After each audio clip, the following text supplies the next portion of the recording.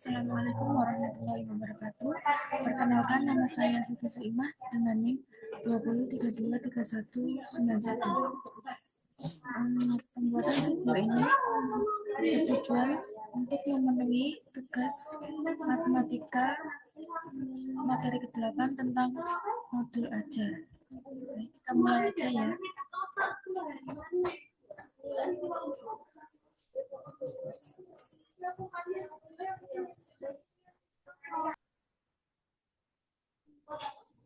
Yang pertama ada tujuan.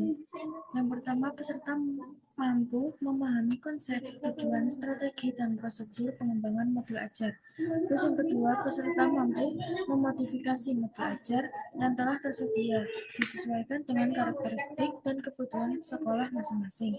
Yang ketiga, peserta mampu menentukan asesmen atau penilaian yang sesuai dari modul ajar yang dimodifikasi. Terus yang terakhir, peserta mampu mengembangkan bahan ajar yang relevan serta menguasai tingkat capaian siswa untuk mendukung pembelajaran pada modul ajar yang dimodifikasi.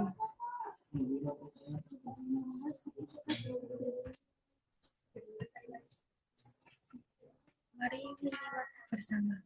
Yang pertama, mengapa modul ajar harus sederhana dan dapat memandu pembelajaran dengan efektif. Modul ajar yang sederhana dan efektif dapat memandu pembelajaran dengan efektif karena dapat memenuhi kebutuhan peserta didik dengan cara yang mudah dan menarik.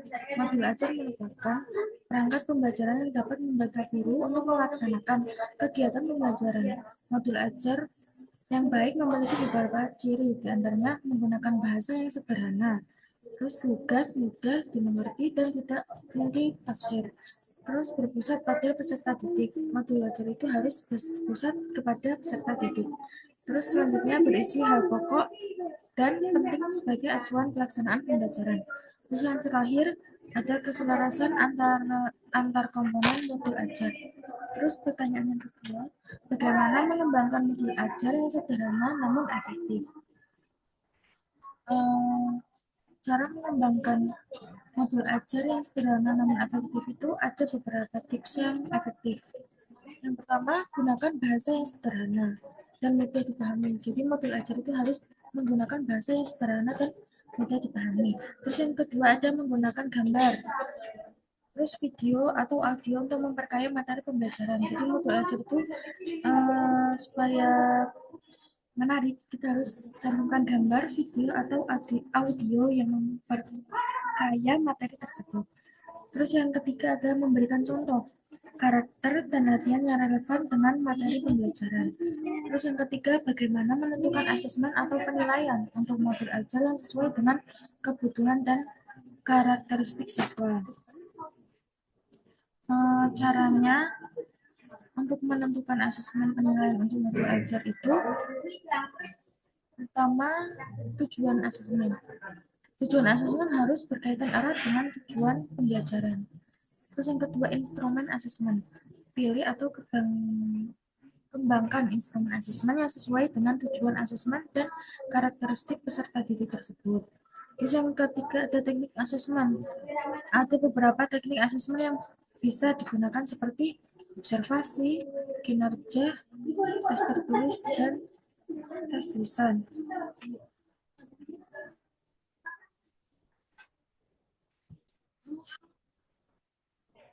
Kemudian ada prinsip asesmen. Asesmen harus dirancang secara adil, profesional, valid, dan dapat dipercaya. Terus yang kelima, waktu dan durasi. Pastikan asesmen menjadi proses pembelajaran, bukan hanya untuk kepentingan menguji. Terus yang terakhir ada kriteria sukses. Tentukan kriteria sukses dan sampaikan kepada siswa agar mereka memahami prestasi yang perlu dicapai. Kemudian, mengapa modul ajar perlu berpusat pada murid dan memperhatikan perbedaan karakteristik siswa? Ajar yang berpusat pada siswa dan memperhatikan perbedaan karakter siswa penting karena setiap siswa memiliki kebutuhan, minat, dan gaya belajar yang berbeda. Berikut adalah beberapa alasan mengapa modul ajar itu perlu untuk memperhatikan perbedaan karakteristik siswa. Yang pertama itu kepuasan belajar. Modul ajar yang berpusat pada siswa membantu memenuhi kebutuhan dan minat belajar mereka. Ketika siswa merasa terlibat dan relevan dengan materi pembelajaran, mereka akan merasa lebih puas dan dalam pembelajaran dan lebih termotivasi untuk berpartisipasi aktif dalam pembelajaran tersebut. Terus ada peningkatan pemahaman dengan mempertimbangkan perbedaan karakteristik siswa seperti gaya belajar, tingkah pemahaman, dan tingkat kemampuan. Model ajar dapat disesuaikan untuk memfasilitasi pemahaman yang lebih baik. Terus ada pemberian tantangan yang sesuai. Setiap siswa itu memiliki tingkat kemampuan yang berbeda. Modul ajar yang memperhatikan perbedaan ini dapat memberikan tantangan yang sesuai dengan tingkat kemampuan siswa tersebut. Terus ada peningkatan motivasi. Modul ajar yang mempertimbangkan minat dan preferensi siswa dapat meningkatkan motivasi mereka dalam belajar. Siswa akan lebih terlibat dan antusias dalam mengikuti modul ajar yang relevan dengan minat dan kebutuhan mereka. Terus yang kelima, bagaimana memilih dan memodifikasi modul ajar yang sesuai dengan kebutuhan dan karakteristik siswa.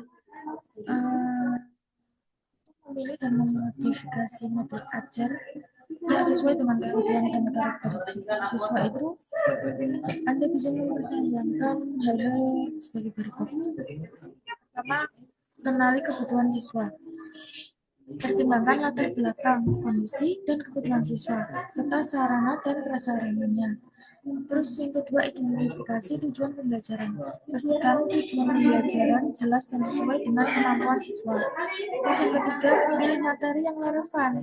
Materi yang dipilih harus berhubungan dengan pengetahuan dan pengembangan pengalaman siswa, serta sesuai dengan konteks waktu dan lingkungan mereka. Terus perhatikan aspek visual dan desain. Pastikan tata letak teks atau huruf dan warna yang digunakan memudahkan siswa membaca dan memahami modul ajar. Sesuaikan metode pembelajaran. Pilih dan modifikasi metode dan teknik pembelajaran yang berbeda-beda untuk memfasilitasi pembelajaran siswa secara individu.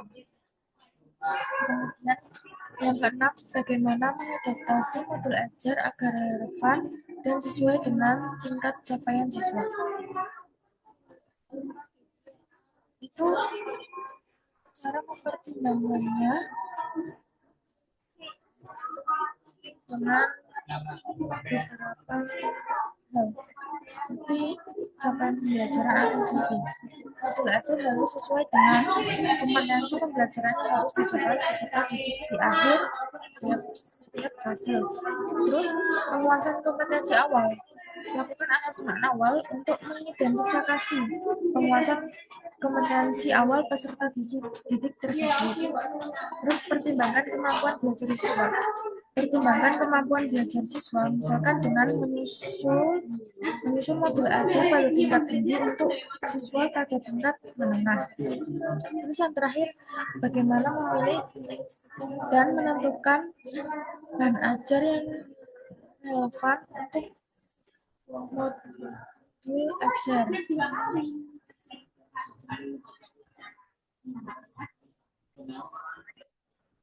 Dalam pemilihan bahan ajar yang relevan untuk modul ajar, Anda dapat mempertimbangkan beberapa hal berikut. Yang pertama, standar kompetensi dan kompetensi dasar. Bahan ajar yang dipilih harus relevan dengan standar kompetensi dan kompetensi dasar yang menjadi acuan. Terus yang kedua, aspek pengetahuan. Bahan ajar harus memiliki aspek pengetahuan seperti fakta, konsep, prinsip, dan prosedur. Terus yang ketiga ada tujuan pembelajaran. Bahan ajar harus sesuai dengan tujuan pembelajaran. Terus kebutuhan peserta didik. Bahan ajar harus sesuai dengan tujuan pembelajaran. Bahan ajar harus sesuai dengan kebutuhan peserta didik. Terus penyajian faktual. Bahan ajar yang harus benar-benar dalam penyajian faktualnya.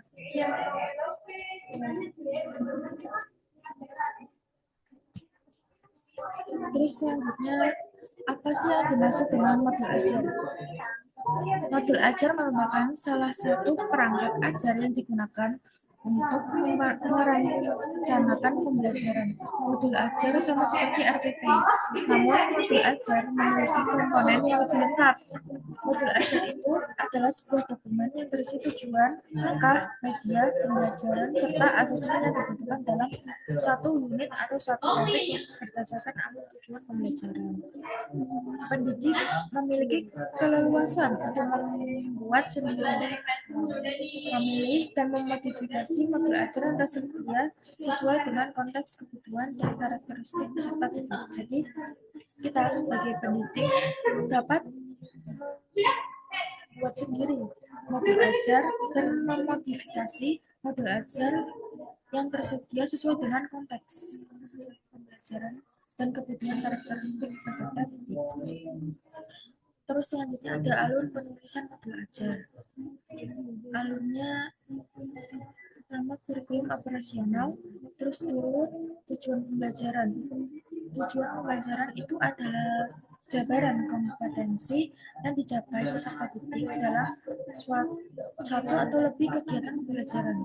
Terus ada alur tujuan pembelajaran. Rangkaian tujuan pembelajaran yang tersusun secara sistematis dan logis menurut urutan pembelajaran sejak awal hingga akhir suatu fase. Terus yang terakhir membuat modul ajarnya. Terus ada contoh alur penyusunan modul ajar. Contohnya bahasa Indonesia. Tujuan akhirnya profil pelajar Pancasila. Nah, jadi modul ajar mata pembelajaran bahasa Indonesia itu menggunakan tujuan akhirnya itu fokus pada profil pelajar Pancasila. Terus output dari materi sebelumnya ada ATP. ATP terdiri dari TP, konten inti, pemahaman bermakna, dan produk akhir. Terus yang kedua ada indikator pencapaian kompetensi. Terus yang terakhir ada rencana asesmen atau penilaian. Terus elemen bahasa Indonesia. Yang pertama itu menyimak, membaca, dan membaca, berbicara, dan mempresentasikan. Terus yang terakhir itu menulis. Ini itu untuk membuat dan mengembangkan strategi pengajarannya di dalam pembelajaran bahasa Indonesia. Terus ada komponen modul ajar lengkap. Itu komponen modul ajar terdiri dari fase capaian modul ajar, terus jumlah jam pembelajaran, model belajar, tujuan pembelajaran, dimensi Pancasila, serta pengetahuan atau keterampilan prasyarat. Terus ada komponen detail modul ajar.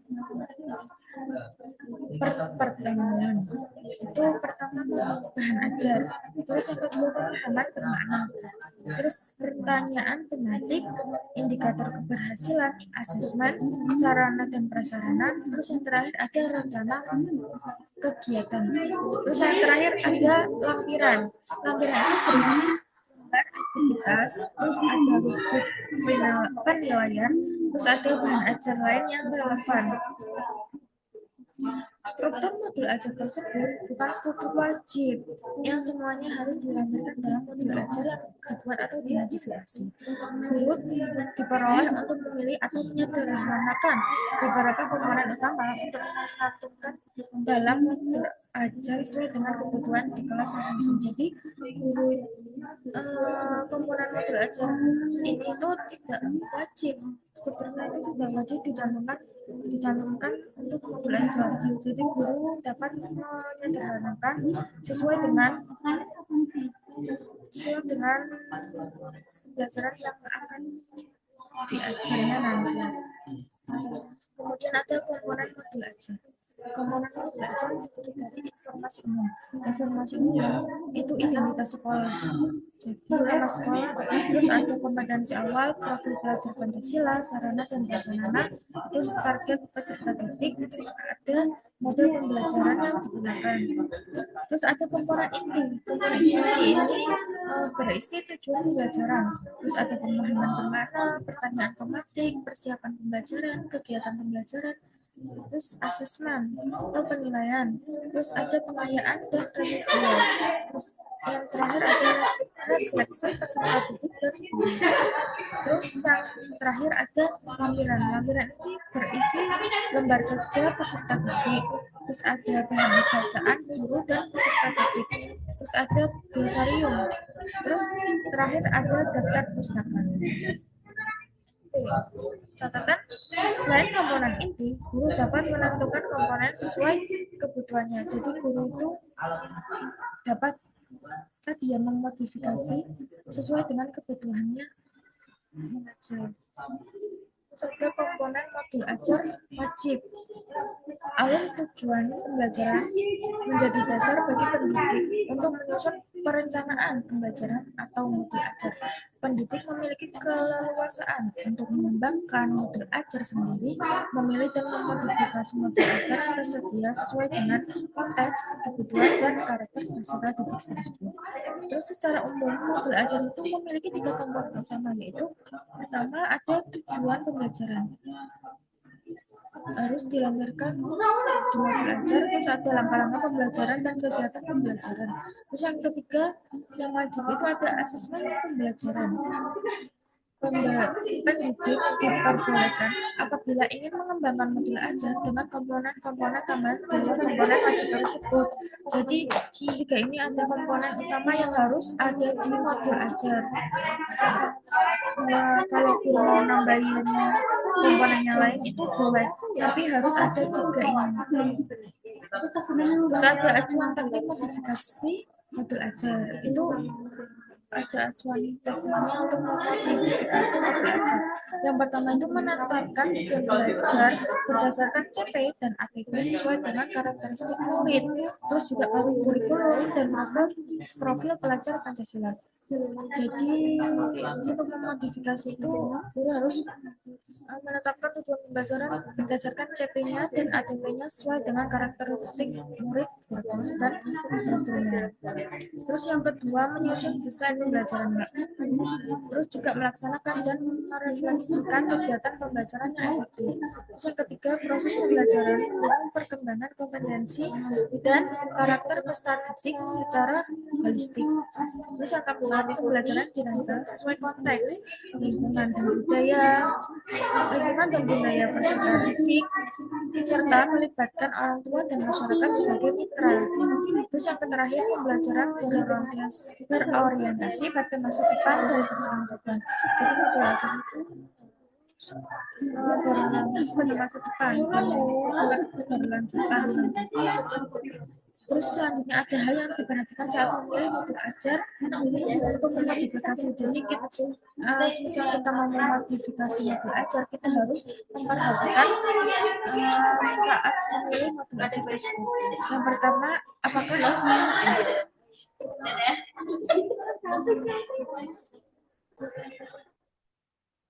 hal-hal yang harus diperhatikan itu pertama, apakah selaras dengan rencana yang sudah dibuat saat penyusunan ATP. Jadi modul ajar yang mau kita modifikasi itu apakah selaras dengan rencana yang sudah dibuat saat penyusunan ATP sebelumnya. Terus yang kedua itu apakah cocok dengan kondisi dan karakteristik murid tersebut di kelas tersebut. Jadi guru harus mempertimbangkan apakah cocok ajar tersebut dengan kondisi dan karakteristik muridnya. Terus yang ketiga, apakah sarana dan prasarananya itu tersedia di sekolah. Jadi guru harus melihat apakah di modul ajar itu ada sarana dan prasarana yang tersedia di sekolah tersebut. Yang terakhir ada adakah yang perlu atau bisa dimodifikasi. Jadi guru memilih modul ajar itu apakah perlu atau dapat dimodifikasi.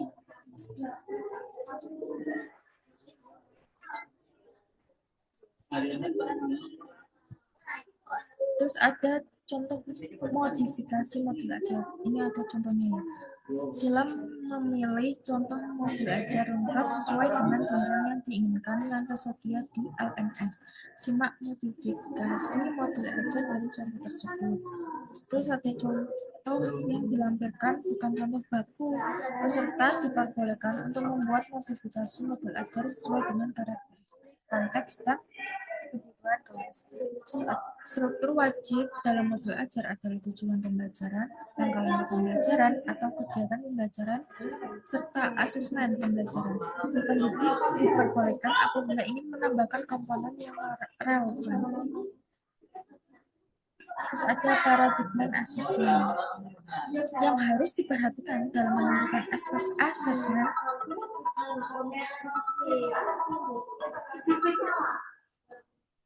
Ada penerapan pola pikir bertumbuh atau growing mindset. Terus yang kedua ada terpadu, di mana asesmen mencakup kompetensi pada ranah sikap, pengetahuan, dan keterampilan yang saling terkait. Terus ada keleluasan dalam menentukan kriteria ketercapaian tujuan pembelajaran tersebut. Terus ada kasus SMK. Terdapat juga bentuk asesmen khas yang membedakan dengan jenjang yang lain, yaitu asesmen praktek kerja lapangan, uji kompetensi, kejuruan, dan uji unit kompetensi. Terus yang terakhir, sekolah diberikan keleluasan untuk menentukan teknik dan jenis asesmen. Jadi sekolah itu memberikan keleluasan untuk guru untuk menentukan teknik dan jenis asesmen tersebut. Dan selanjutnya ada asesmen awal pembelajaran. Asesmen awal pembelajaran dapat dilakukan untuk mengidentifikasi kebutuhan belajar peserta didik dan hasilnya digunakan untuk merancang pembelajarannya sesuai dengan tahap capaian peserta didik. Terus peserta pendidik dapat melaksanakan asesmen awal pembelajaran sesuai dengan kebutuhan.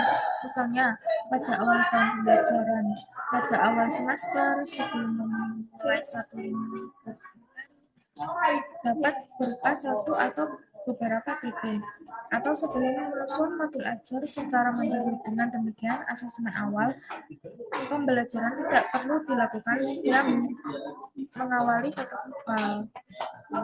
Asesmen pada awal pembelajaran diharapkan tidak memberatkan pendidik atau satuan pendidik. Namun demikian, jika pendidik atau satuan pendidik memiliki kemampuan, dapat melengkapi data tambahan dengan melakukan asesmen non-kognitif yang mencakup kesiapan belajar, minat profil belajar, latar belakang keluarga, riwayat tumbuh dan lain-lain. Terus ada asesmen pembelajaran. Asesmen pembelajaran. Asesmen merupakan bagian terpadu dari proses pembelajaran, memfasilitasi pembelajaran, dan menyediakan informasi yang holistik sebagai umpan balik untuk pendidik, peserta didik, dan orang tua agar dapat memandu mereka dalam menentukan strategi pembelajaran selanjutnya. Terus selanjutnya ada asesmen dirancang dan dilakukan sesuai dengan fungsi asesmen tersebut dengan keleluasaan untuk menentukan teknik dan waktu pelaksanaan asesmen agar efektif sehingga mencapai tujuan pembelajaran.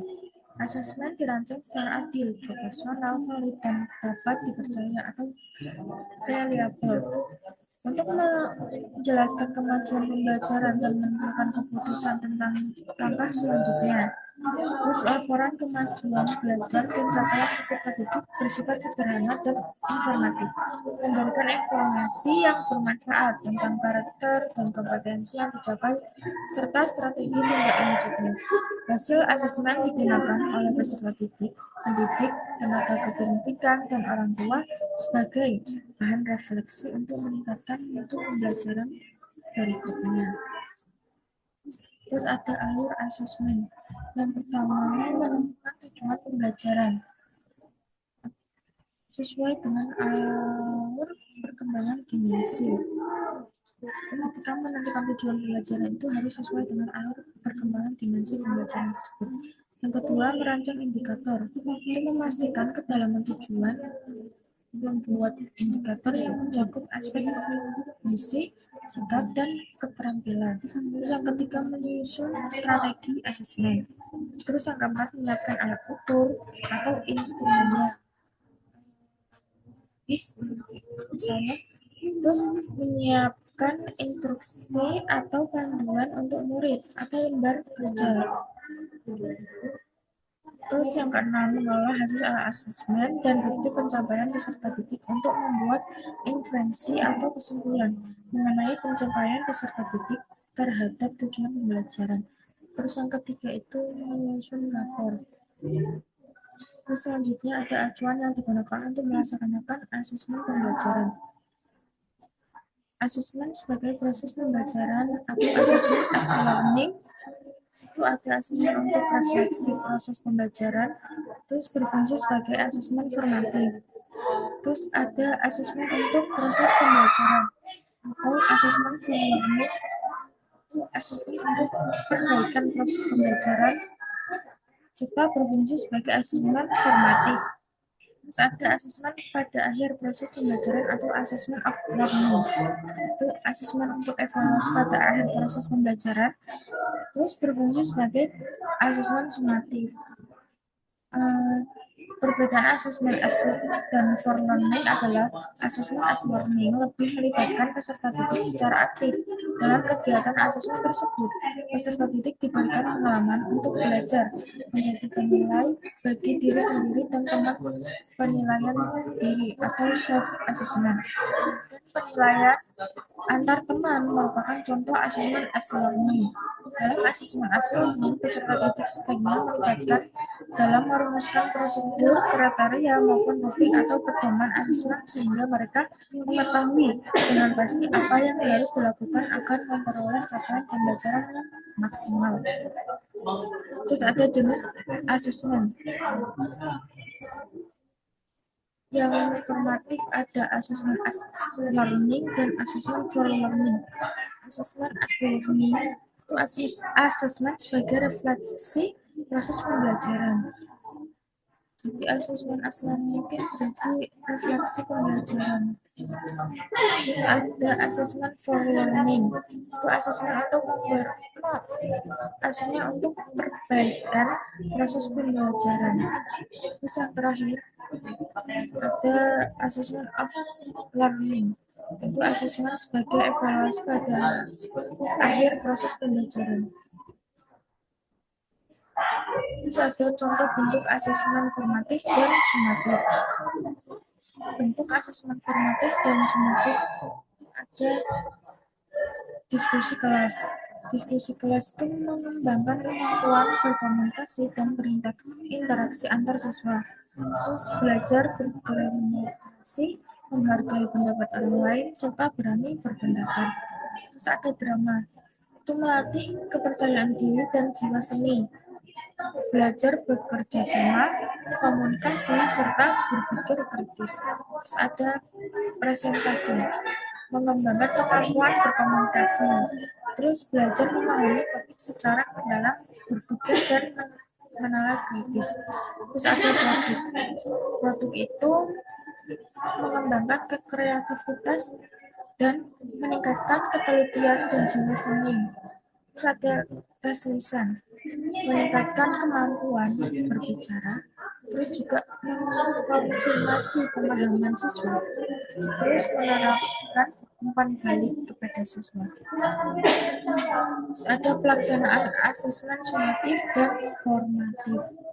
Pelaksanaan asesmen formatif dapat dilakukan dengan memperhatikan hal berikut. Yang pertama, dilaksanakan bersamaan dalam proses pembelajaran yang kemudian ditindaklanjuti dengan memberi perlakuan berdasarkan kebutuhan peserta didik serta perbaikan proses pembelajarannya. Terus ada pendidik dapat menggunakan berbagai teknik seperti observasi, performa, atau kinerja produk, proyek, portofolio, maupun tes. Terus ada tindak lanjut yang bisa dilakukan secara langsung dengan memberikan umpan balik atau melakukan intervensi.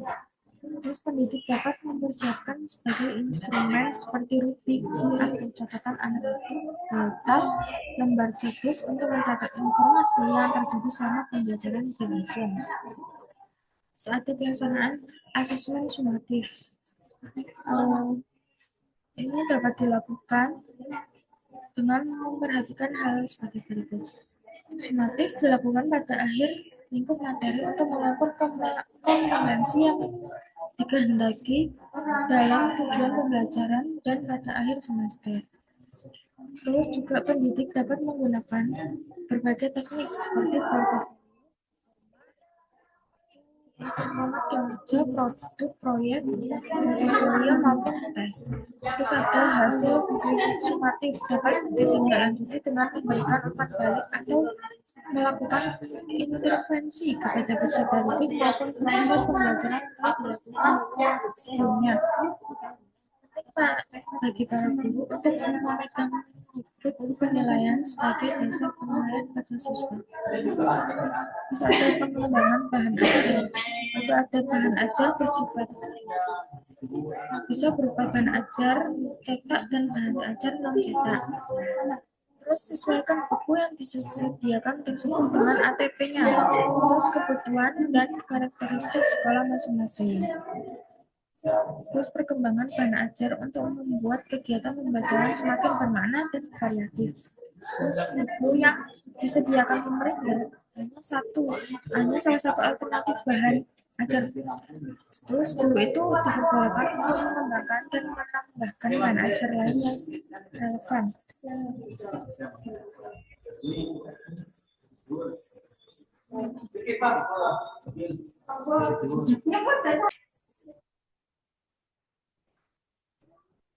Terus selanjutnya, hal penting lain yang harus diperhatikan saat akan membuat modul ajar adalah menyesuaikan lingkup kesiapan belajar, minat, dan tingkat penguasaan kompetensi peserta didik. Terus hal-hal penting yang harus diperhatikan saat membuat modul ajar itu ada menyesuaikan lingkup kesiapan belajarnya, terus minat belajar siswa, dan tingkat penguasaan kompetensi peserta didik. Ada contoh penyesuaian ruang lingkup pembelajaran. Peserta didik yang belum menguasai kompetensi bersyarat atau belum siap untuk belajar di suatu lingkup materi diberikan kesempatan untuk mempelajari kompetensi pada tingkat yang lebih rendah atau cakupan lingkup materi yang lebih sederhana. Ketika ada peserta didik yang belum menguasai kompetensi bersyarat atau belum siap untuk belajar, itu guru harus memberikan kesempatan untuk mempelajari siswa untuk mempelajari kompetensi pada tingkat yang lebih rendah dulu atau dengan cakupan lingkungan materi yang lebih sederhana. Saat peserta didik yang sudah siap belajar diberikan kesempatan untuk mempelajari seluruh lingkup materi dengan penguasaan yang sesuai. Ketika ada peserta didik yang sudah siap belajar, itu diberikan kesempatan untuk mempelajari seluruh lingkup materi dengan penguasaan yang sesuai.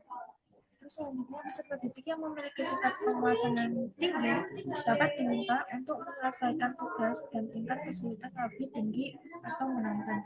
Jadi kalau ada peserta didik yang memiliki tingkat penguasaan yang lebih tinggi dari teman-temannya, itu guru dapat memintanya untuk menyelesaikan tugas dengan tingkat kesulitan yang lebih tinggi atau yang lebih menantang. Materi sudah selesai. Itu saja yang dapat saya sampaikan. Kurang lebihnya mohon maaf. Semoga bermanfaat. Sekian dari saya. Wassalamualaikum warahmatullahi wabarakatuh.